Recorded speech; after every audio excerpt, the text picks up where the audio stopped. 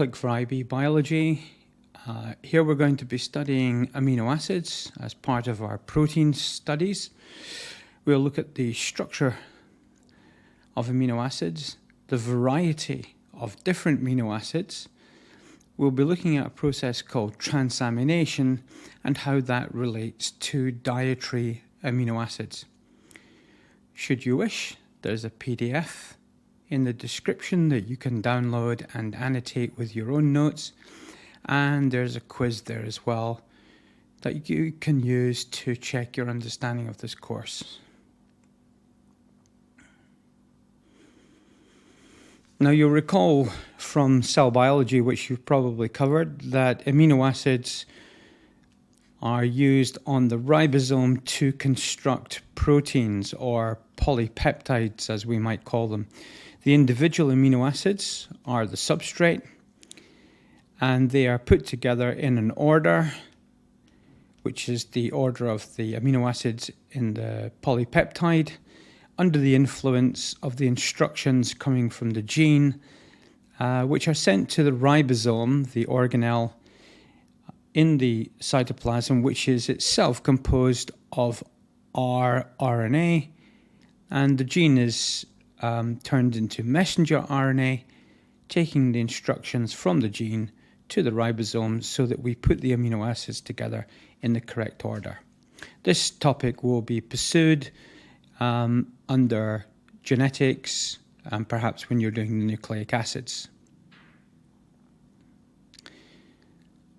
The general structure of an amino acid has the backbone of nitrogen, carbon, carbon.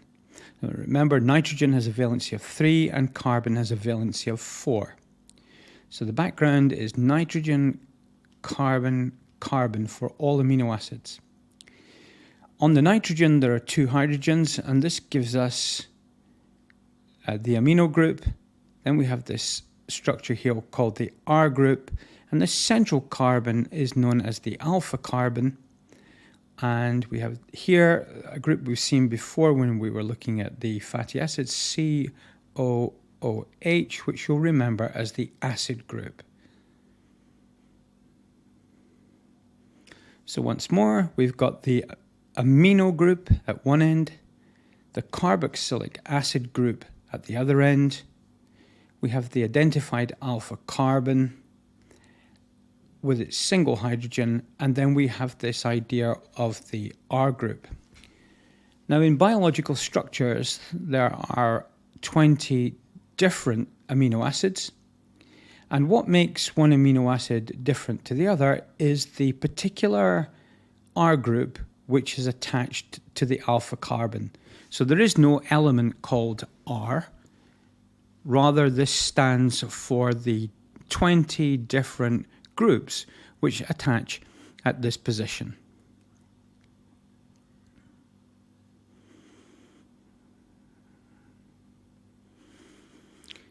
In these diagrams here of amino acids, again, we have the amino group here and the carboxylic acid group there and the so-called R group.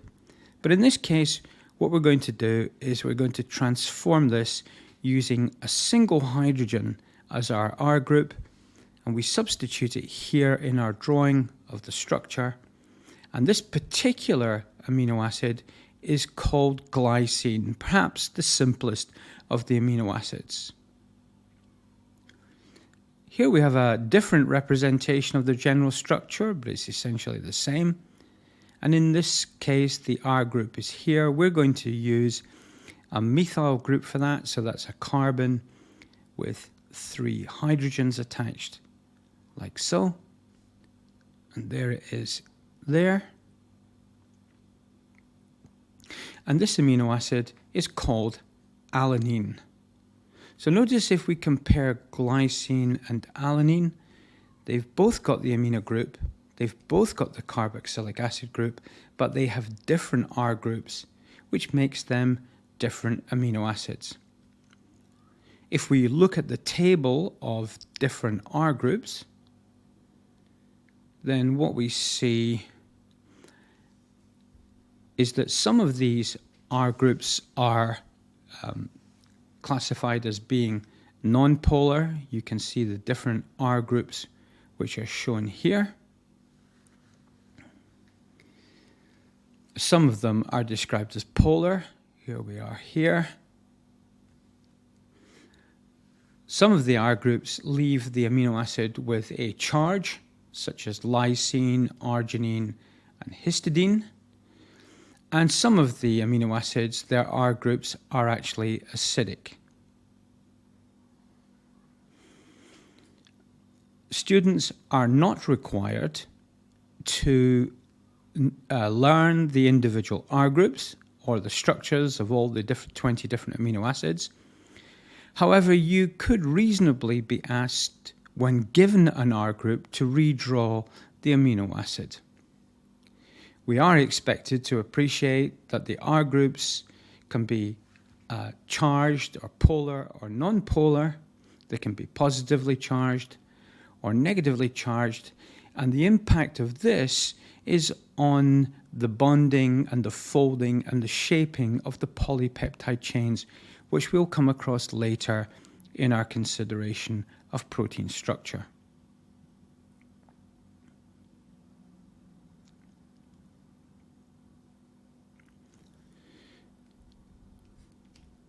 Let's take a look at the process which is called transamination.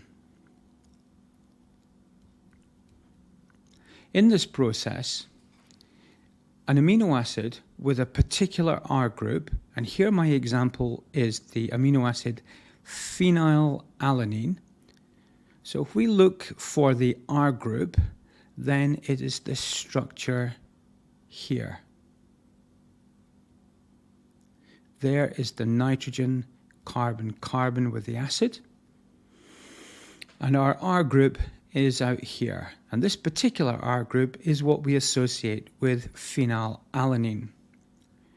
Now, it is possible in the liver to remove this R group or to modify this R group and to change it to a different one. So you can see here that an OH group has been added to the ring structure, and this changes the amino acid from phenylalanine to tyrosine. From the point of view of the diet, this means that if we require phenylalanine, we must include it in our diet, making it an essential amino acid. But tyrosine, we do not have to have that in our diet because we can make it from phenylalanine by transforming it, by transaminating it in the liver.